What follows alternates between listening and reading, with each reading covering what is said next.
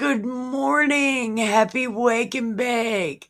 It's probably the afternoon by the time you get this, so happy baking. So you're here. Come on in. Come on in. Come on in. We're about to hear a story. We're reaching the end of this book. So I'm going to try to get as far as I can. We got, I don't know, 30 minutes, give 10 minutes. So sit down, keep your shoes on. I don't want to smell your feet. Keep your shoes on. Right. Pack a bowl, grab your smokes. Yeah, it's going to be smoky in here. Open a window, sit near a window. The kitchen window's right there. These front windows, it's kind of cold outside, right? But the exhaust is on. No, it's not. But you can turn it on. Right. But we're here for the story. So grab your keep other people alive juice. There's some in the kitchen. So grab you some. Scooch in. Right. And let's just take a break with the Bible. That's going to be the name of my next show. A Bible break. Taking a break with the Bible. Breaking with the Bible. Something like that. Anyway, we are about to get close to the end of this as we can until tonight. And then we're gonna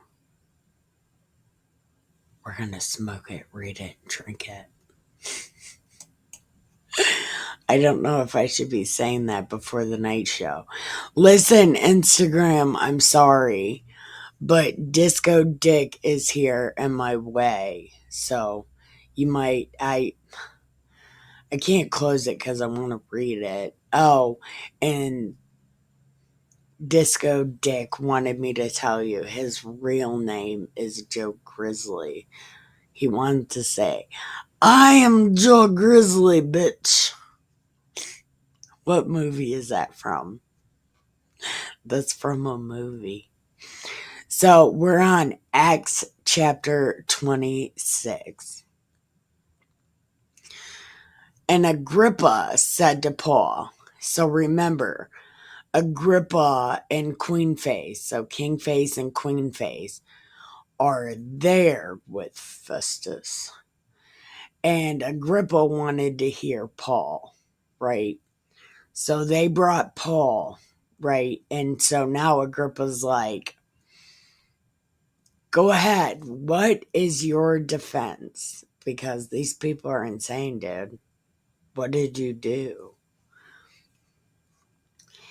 And Paul started, I consider myself fortunate that it is before you, King Agrippa. I am to make my defense today against all the accusation of thus Yidden. Because you are especially familiar with the customs and controversies. Therefore, I beg of you, listen to me patiently. Listen, I'm about to tell ya. Are you ready? Because I'm going to tell ya. Listen. Because you are especially familiar with all the customs and controversies of the Jews. Oh, listen to me patiently. I'm retarded. All the Jews know my way of life from my youth. A life spent from the beginning among my own people and in Jerusalem. How is he a Roman citizen? How is he Roman? I don't know. I don't know. I don't know how it happens.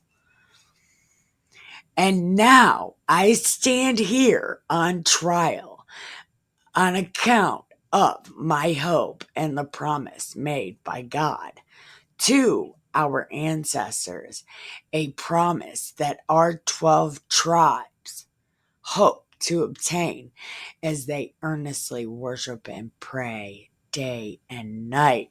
For this hope, Your Excellency, listen, because I believe what half of our people believe, I'm being accused by the Jews. Why is it thought incredible by any of you that God raises the dead? Is it because you can't? It's probably because you can't. But let me tell you why you can't. Okay? I'm going to tell you. Because you're not real Jews. Yeah, most of you are Babylonians. You're Babylonian descent. Or according to the Norse guy said you guys are Edomites. So you're not even real Jews. So you should probably stop calling yourself Jews. And he also said, I don't know how true this is. I don't know how true any of this is. Except for the Babylonian thing. Because how many of them do you think really came back? And how many of them do you really think left their Babylonian children? How many of them? Jews love getting comfortable. That's what they do. They get comfortable. And if you remember in the Babylonians, when he took the Jews out, when Nebuchadnezzar was like, you bitches gotta go, he brought new people in, right? And then when he brought the new people in, there were lions, fire lions, I think. They roam around and killed the people. And the guy was like, this God, he's no good. So he sent one guy to teach these people how to do the God thing. Okay. And I'm sure he set up the council and he used all of these people to do the God thing. I don't think any of them are real Jews. The Nebuchadnezzar made sure that he took the Jews out of Israel and replaced them. And then when what's his ass let them go to come back, they weren't welcomed by the people that were there. I don't know. And I do not believe these people are real Jews. Any of them. Now, at this time or now. Anytime after Nebuchadnezzar, I don't believe any of them are real Jews. At all. At all. And then you could go, the bloodline, Nazi bloodline. How much shit do you motherfuckers make up?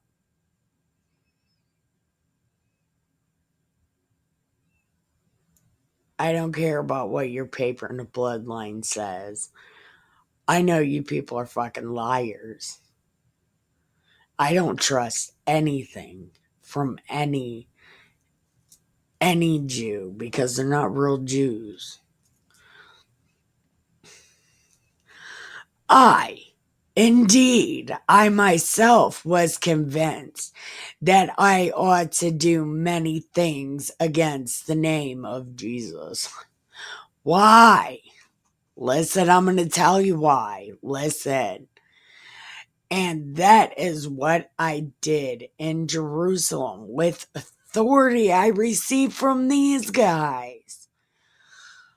I not only locked up many saints, where Where in God or Jesus does it say anything about a saint? Who's a saint? Listen, this is another thing they just put in there. And then the Catholics are like, these saints. It's in the New Testament, the saints. What is this? Shit. But I also cast my vote against them when they were being condemned to death by punishing them often in the synagogues. I tried to force them to blaspheme. And since I was so furiously enraged at them, I pursued them even to foreign cities. But why? Jesus didn't do nothing but teach your laws. And he did it in a way that made them think if they were doing it right or not. Listen. With this in mind, I was traveling to Damascus with authority and hold on, wait a minute, real quick. Jesus,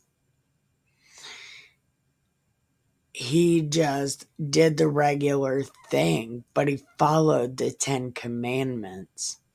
Notice he didn't do no sacrificing. He didn't do any of that. He just went to the festivals because people were there and he wanted to teach. And he taught, worship the Father, the Father, the Father, the Father. And then when people would ask him, what do we got to do? He would say, what are your 10 Commandments? All the time. He would be like, do you follow the 10 Commandments? And then he told his disciples, love, right? You gotta love all people. Okay. With this in mind, I was traveling with authority and commission of these guys. But when at midday along the road, Your Excellency, listen. This is the best part. You gotta listen, okay? I saw a light, right? I was blinded by light, right?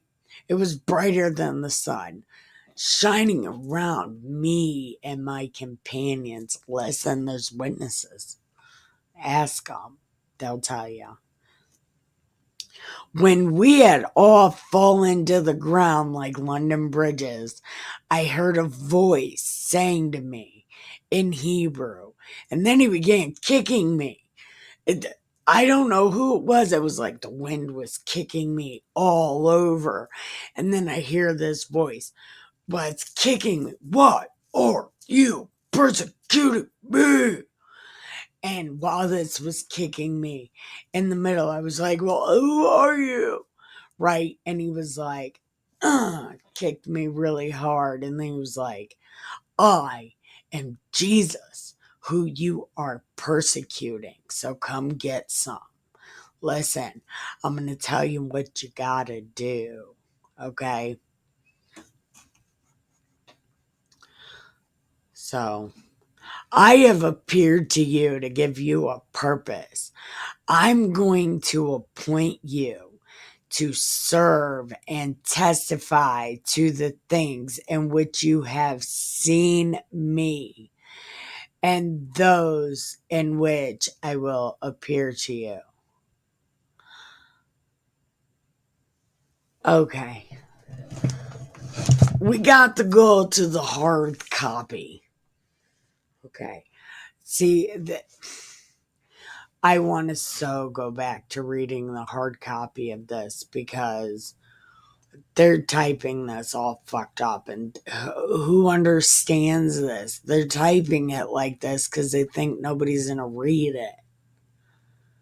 Why fucking reading it and you're typing it wrong? Okay. So, stand on your feet.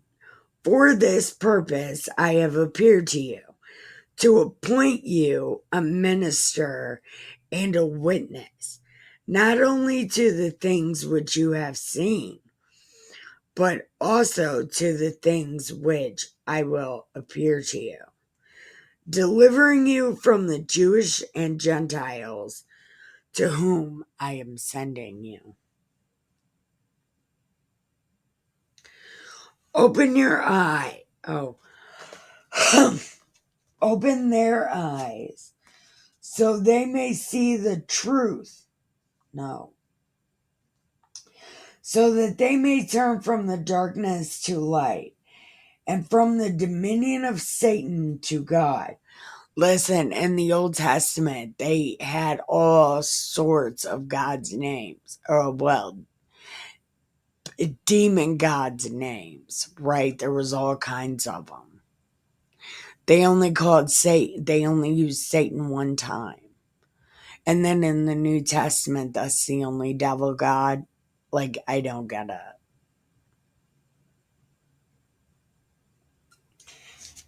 it. So they're going to go from bad to good in order that they may receive forgiveness of sins and an inheritance among those who have been sanctified in me. Okay.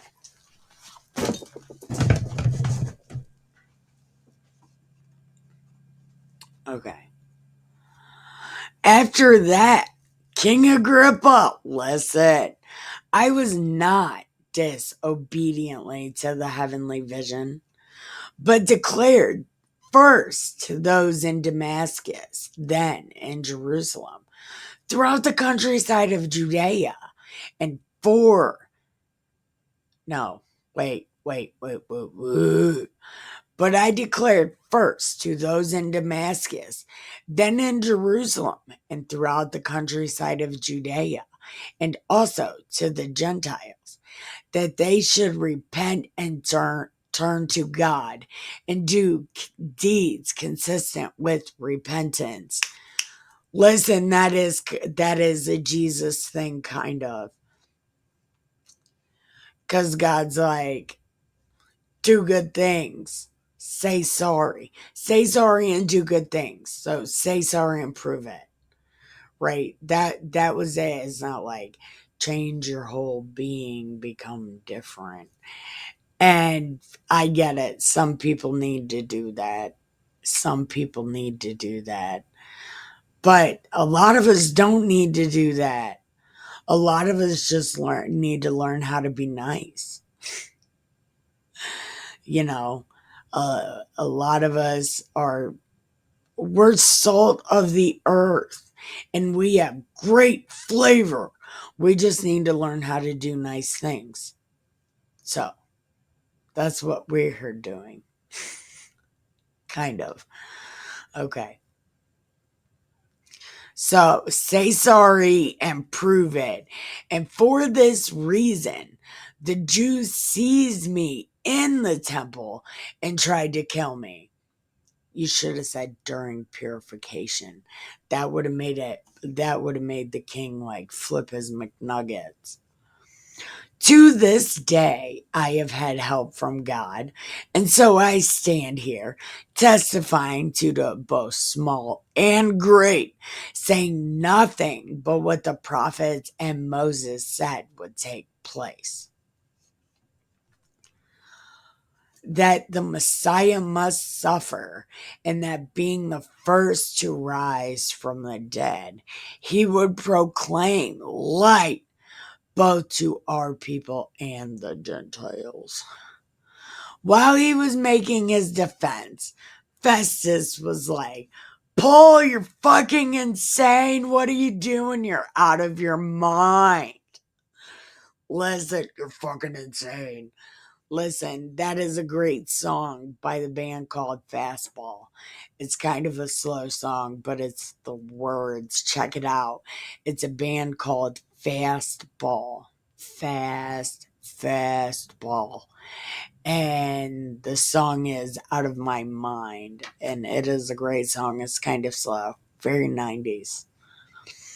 But Paul said, bitch, please, you wish. I ain't doing nothing but telling you Jews the truth. Indeed, the king knows about these things, and to him, I'm telling him. I am certain that none of these things have escaped. Not even a little bit. Because this shit was not done in a corner. I'm loud as fuck. This shit's not in a corner. I'm yelling at the wall so it echoes.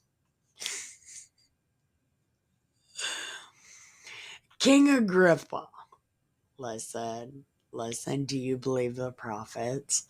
Listen, I know you do. I see you smiling. I know you do. I know you do. And then Agrippa was like, are you so quickly persuading me to become a Christian? Look. You know when companies like Facebook switch to something called Meta and that there's new stuff? Same company, but it's new. I feel like this is what they're doing. This is what they do. This is what they do. They changed the name and they added something new. So it went from the way to Christianity, and how much new shit was added. And Paul replied, whether quickly or not, I pray to God that not only you, but also all who are listening to me today might become such as I am, except for 2 chains. And then the king got up, and with him, the governor, Queen Faye, those who had been seated with him. And as they were leaving, they was like, what are these Jews doing? What is this? This guy didn't do nothing wrong. What the fuck? And Agrippa was like, he could have gone free if he wouldn't have appealed. Like, I don't get why he appealed. Okay, I'm doing a pretty good job. Okay, listen, we're gonna pause right here, right? So please come back for chapter 27. We're pausing right here to get a refill and repack the bowl and smoke a cigarette real quick. If you don't smoke, get by the window. As we're pausing right here, so if you have to, step outside to smoke a cigarette, whatever. But come back. We will be right back. Get a refill. Okay, so we're going to 27. All right. Oh, look, shitty ass book. I need a shitty ass coupon. Oh, just in case I need another one. No, there's so many typos. Ugh, this book is written so bad. Ugh, I don't want a coupon for this book, and really, I don't want to. We're gonna finish it out using this, but no, we're going back to the hard copy on Romans. We're gonna go back to the hard copy because this isn't. Anyway.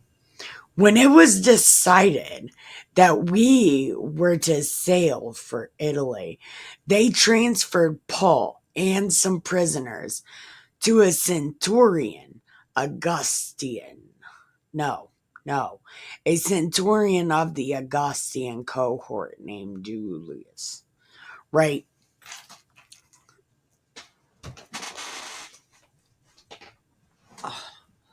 Okay. Embarking on a ship of Adramite and Mitidinium. Andromeda. I don't know. We're just calling it Andromeda. Look. This is the first time they've ever sent me 3 fucking coupons. I do not. If you are listening, people who wrote this book, this is very bad writing. This is driving my word Nazi brain crazy insane, man. Okay.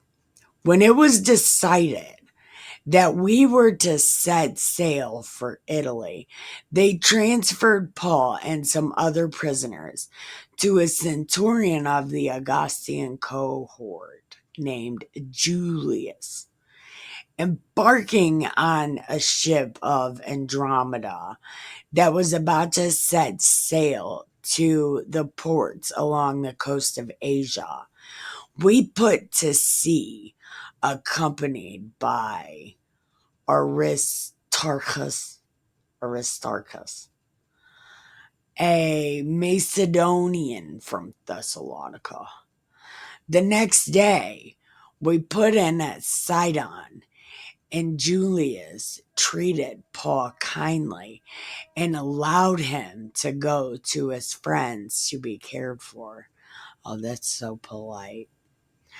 Putting out to sea from there, we sailed under the lee of Cyprus.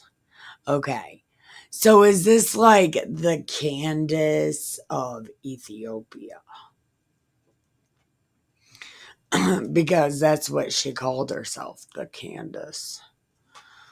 So is this the lee of Cyprus? Because the winds were against us. After we had sailed across the sea that is off Cilicia and Pamphylia, we came to Myra in Lycia, and there a centurion found an Alexandrian ship bound for Italy and put us on board. Listen, is that how they used to transfer prisoners back then? Holy shit. They would hitchhike all the way to the prison. Is that what they did? They hitchhiked to prison. They're like, hey. Oh shit. I'm telling you, this little ghetto table I made is out of control.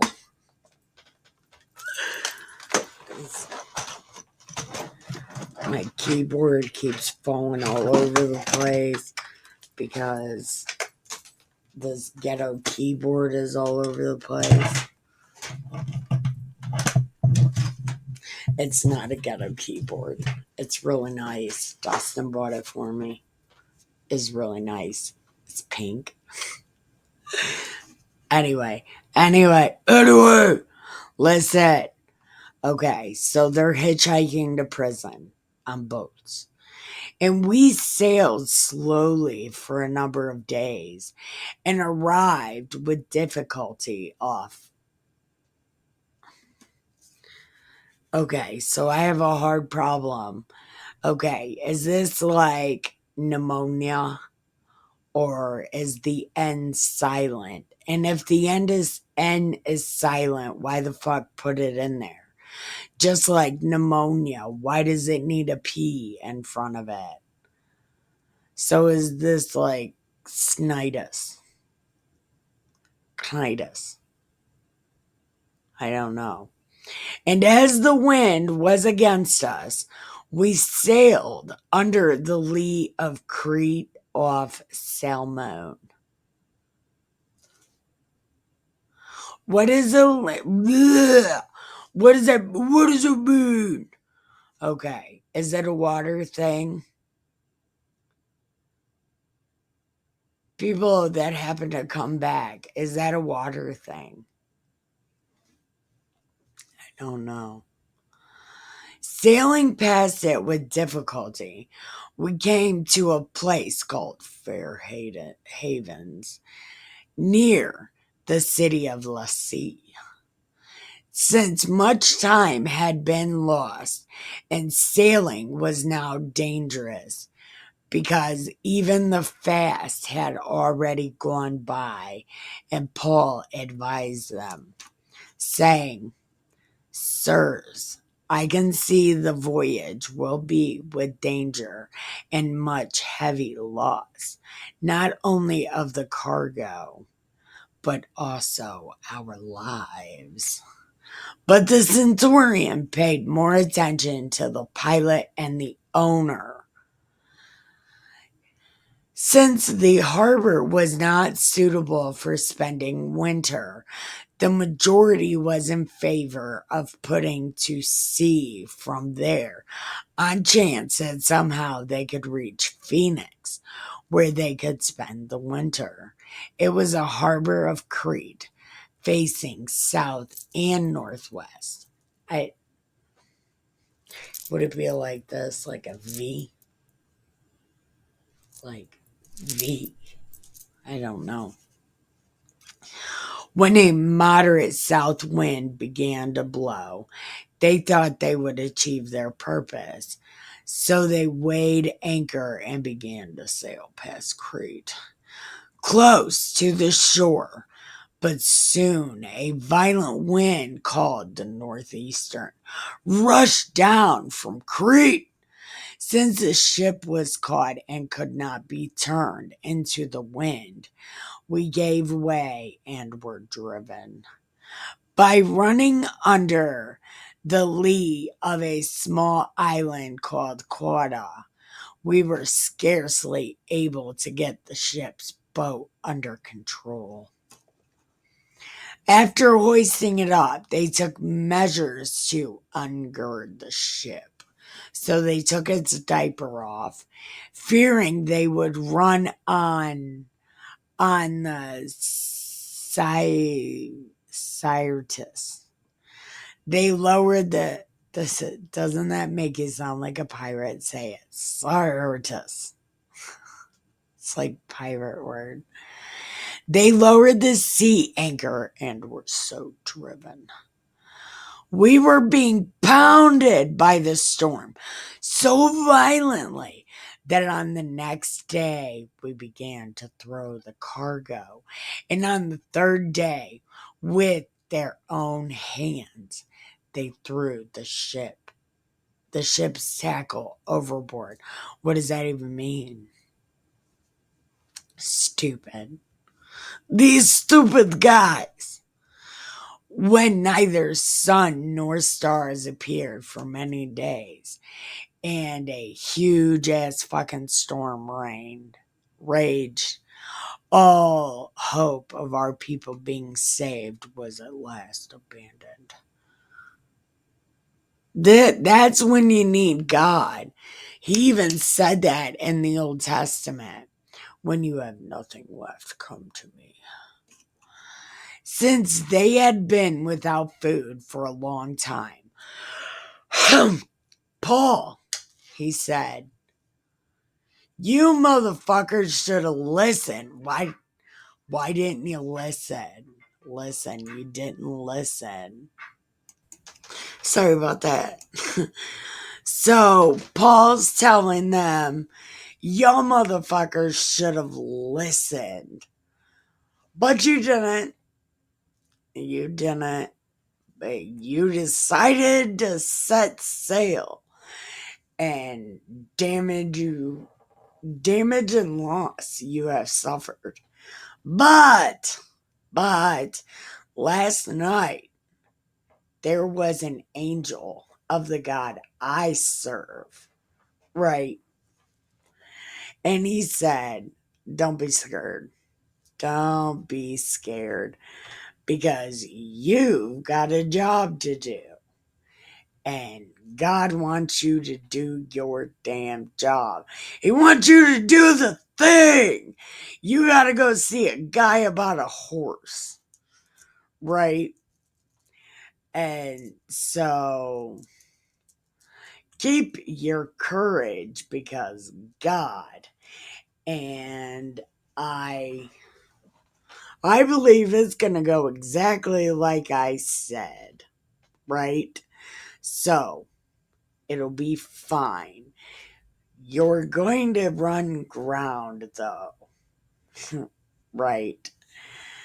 And when the 14th night came, as we were drifting across the sea of Adria,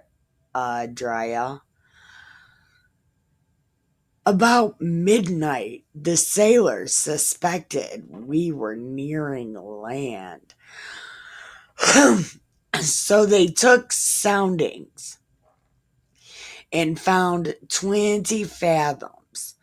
A little farther on, they took soundings and again found 15. I have no fucking idea what that means.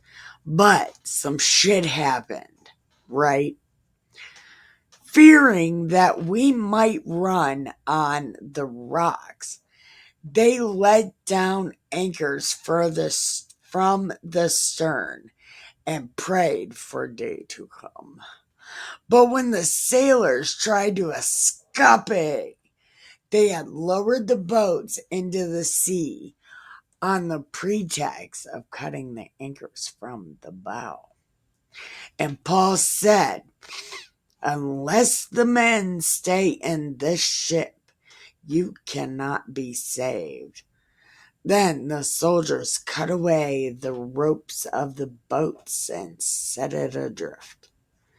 Just as day breaks, Paul urged all of them to take some food, saying, today is the 14th day that you have been in suspense and remaining without food.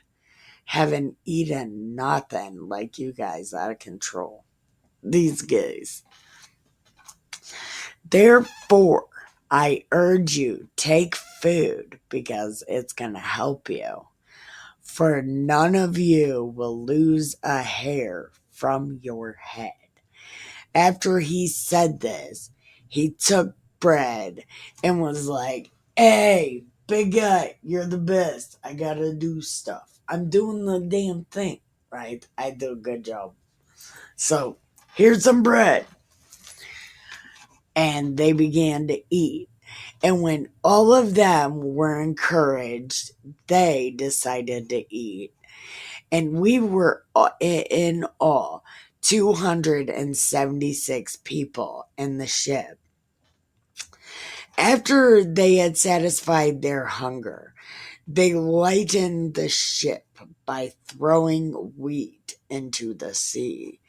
In the morning, they did not recognize the land, but they noticed a bay with a beach on which they planned to run the ship ashore if they could. So they cast off the anchors and left them in the sea. At the same time, they loosened the ropes that tied the steering oars. Then, hoisting the foresail to the wind, they made for the beach. But striking a reef, they ran aground.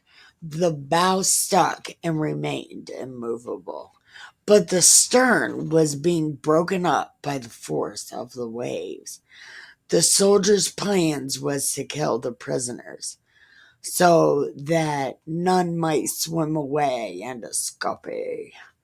But the centurion, wishing to save Paul, kept them from carrying out their plan.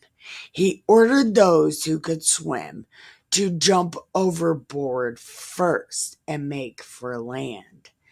Then the rest to follow on some planks and other pieces of the ship. And so it was that all were brought safely to land. Oh, look, I did a good job. Oh, good job. Anyway,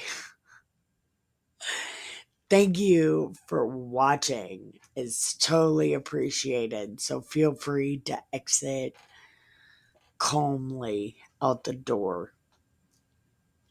It's greatly appreciated. Thank you for watching. I love you. Don't get ready. Ow. Don't get ready. Stay ready.